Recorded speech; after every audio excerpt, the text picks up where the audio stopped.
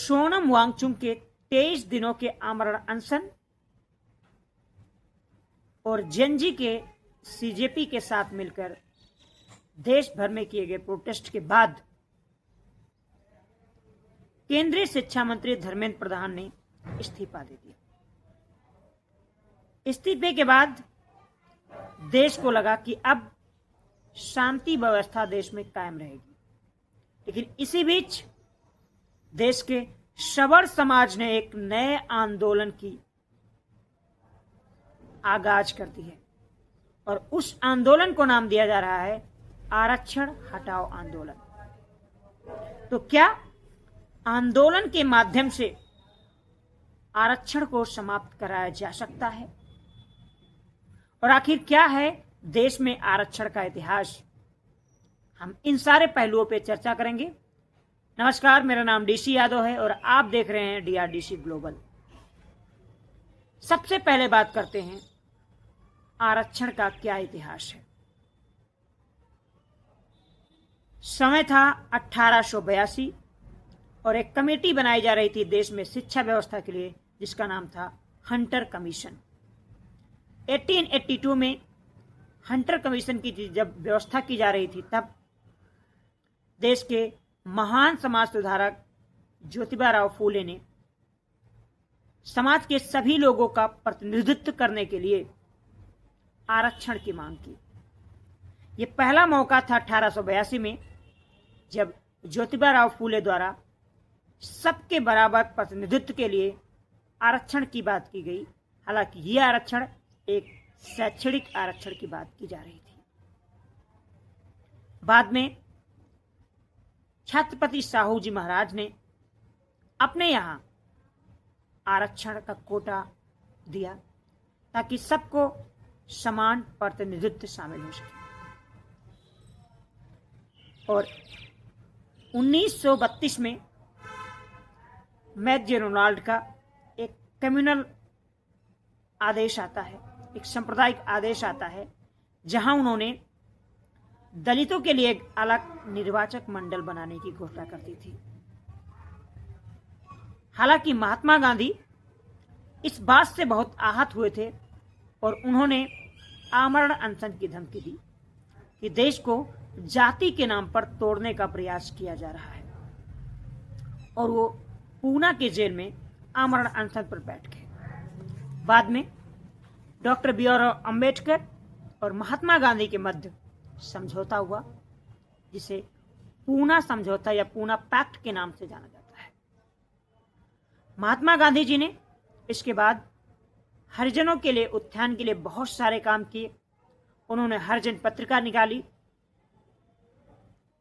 हरिजन आंदोलन किया और जाति पाति छुआछूत को मिटाने के लिए एक अथक प्रयास महात्मा गांधी ने 1933 से अपने पूरे जीवन काल तक किया। जब संविधान की पहली बैठक हुई 9 नवंबर 1946 से लेकर और 26 नवंबर 1949 तक, जब तक संविधान बना, उसके बीच में इस बात पर गहन चर्चा की गई कि आखिर देश में क्या सभी लोगों को प्रतिनिधित्व मिल रहा है या नहीं।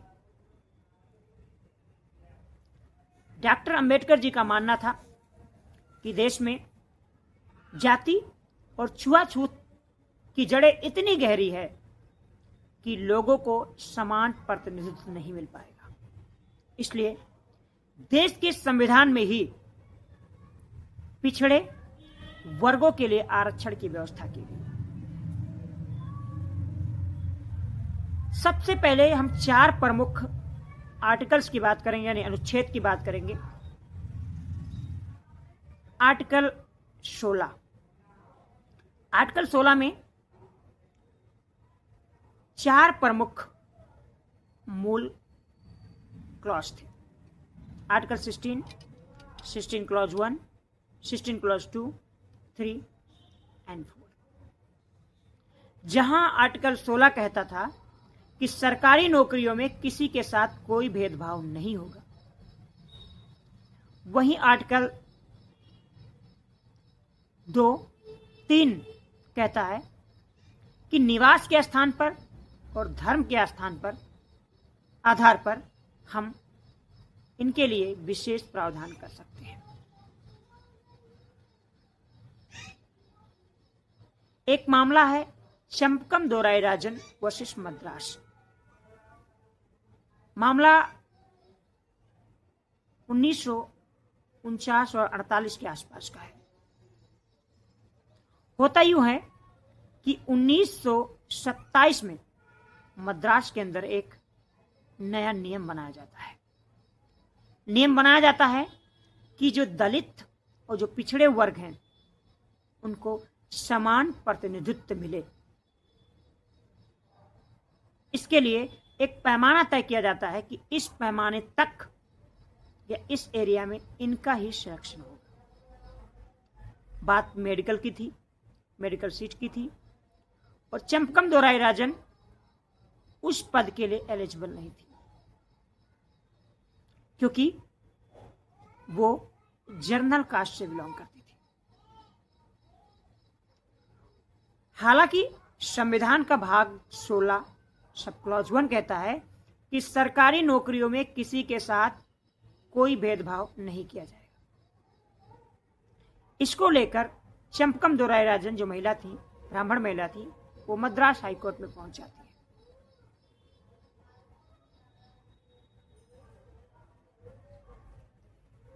मद्रास हाईकोर्ट में पहुंच जाती हैं,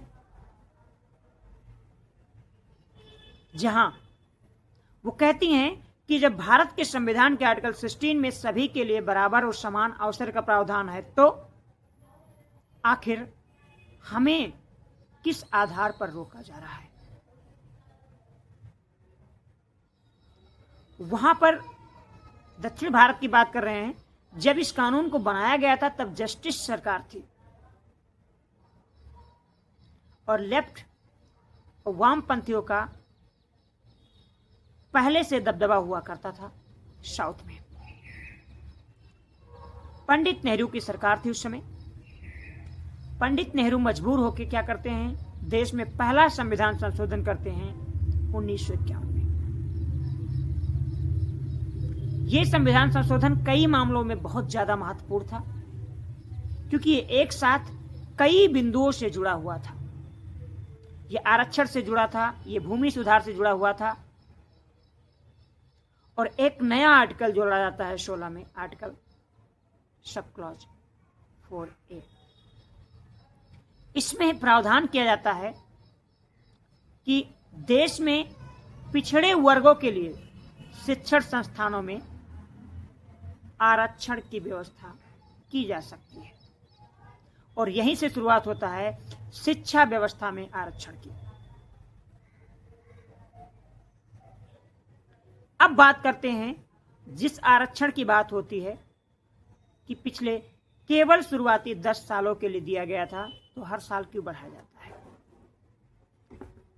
भारत के संविधान में एक आर्टिकल है आर्टिकल 330 और एक आर्टिकल है 332 और एक आर्टिकल है 334। आर्टिकल 334 में प्रावधान है कि आर्टिकल 330 के अंतर्गत संसद के सीटों में पिछड़े वर्गों के लिए समान प्रतिनिधित्व के लिए आरक्षण की व्यवस्था की जा सकती है। जबकि आर्टिकल 332 में प्रावधान है कि राज्य विधानसभा भी अपने यहां समान प्रतिनिधित्व के लिए आरक्षण की व्यवस्था कर सकते हैं।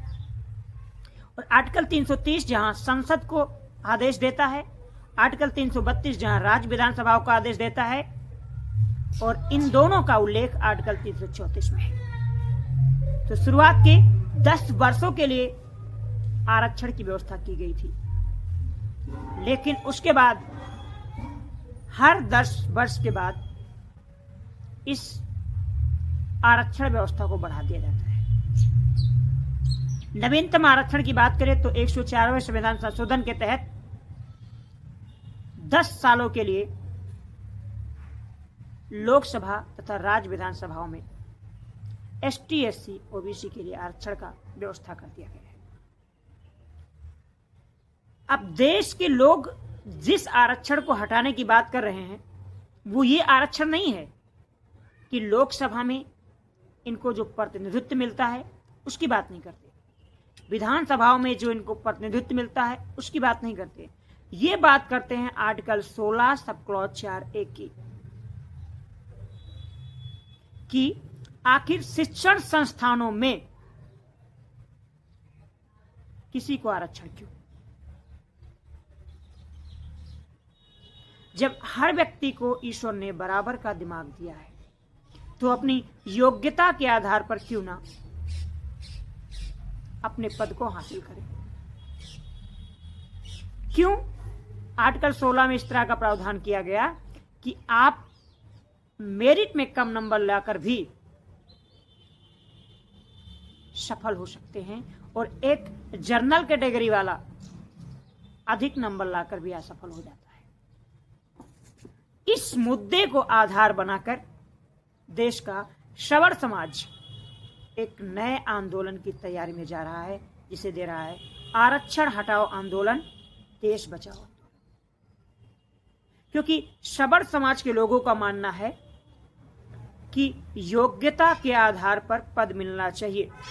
अगर किसी ऐसे व्यक्ति को पद मिल जाता है जो उस पद के योग्य नहीं है तो इसका खामियाजा राष्ट्र को भुगतना पड़ता है। लेकिन क्या इस तरीके के प्रदर्शन से आर्टिकल 16 का सब क्लॉज 4 खत्म किया जा सकता है, या आर्टिकल 16 सब क्लॉज 5 जो वरिष्ठता पदोन्नति की बात करता है उसमें संशोधन किया जा सकता है, या आर्टिकल 16 सब क्लॉज 6 जहां EWS में 10% कोटे रिजर्वेशन की व्यवस्था की गई है, इन सबको हटाया जा सकता है। आंसर है नहीं। अगर मैं संवैधानिक पहलुओं की बात करूं तो प्रोटेस्ट के आधार पर आर्टिकल 16 में संशोधन करने की कोई गुंजाइश दिखाई नहीं दे रही है, क्योंकि आज भी इस देश में जाति के आधार पर लोगों को प्रताड़ित किया जा रहा है। आज भी इस देश में लोगों का मोरल जाति के आधार पर डाउन किया जाता है, और जब तक देश में जातिगत समानता नहीं आती है तब तक आर्टिकल 15 और आर्टिकल 16 में संशोधन की किसी प्रकार की कोई संभावना नहीं दिखाई देती है। देश में अराजक तत्वों को ना फैलाया जाए, एक संवैधानिक पहलू पे निष्कर्ष किया जाए, देश सबको शांतिपूर्वक प्रोटेस्ट करने का अधिकार देता है और सभी के पास ये प्रोटेस्ट का अधिकार होना चाहिए। शैक्षणिक योग्यता का मापदंड एक नए तरीके से तय हो और सबको अपना बात रखने का, सबको अपना प्रतिनिधित्व होने का मौका मिलना चाहिए।